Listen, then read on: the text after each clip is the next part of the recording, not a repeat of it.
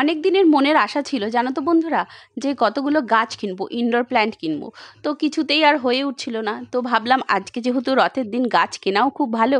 তো চলো বেরিয়ে পড়া যাক। তো ধারেই বাড়ির কাছেই একটা নতুন দোকান করেছে, পুরো সব যত গাছ দেখছো সব গাছ মানে ঘরের ভেতরেই রাখা যাবে, বাইরে না রাখলেও চলবে, এরকম কিছু গাছও রয়েছে। তো এত সুন্দর, আমি আর আমার বান্ধবী গিয়ে না অবাক হয়ে গেছি। আর গাছের মধ্যে, পাতাগুলোর মধ্যে মনে হচ্ছে যেন কেউ রং করে রেখে দিয়েছে, এত সুন্দর লাগছে। তো আমি দুটো গাছ নিয়েছি, একটা ব্যাম্বু ট্রি নিয়েছি আর একটা স্নেক প্ল্যান্ট নিয়েছি। এত সুন্দর গাছগুলো না, আর নামগুলো উচ্চারণ করতে গিয়ে দাঁত ভেঙে যাচ্ছে।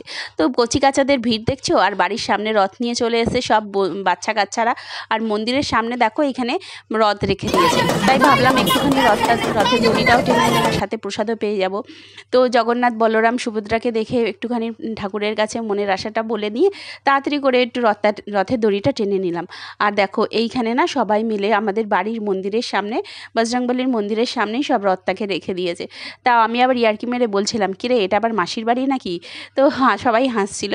তো যাই হোক, এখানে বড় রথ চলে এসছে। ভিডিওটা কীরকম লাগলো, ভালো লাগলে লাইক শেয়ার কমেন্ট করে সাবস্ক্রাইব করে পাশে থেকো।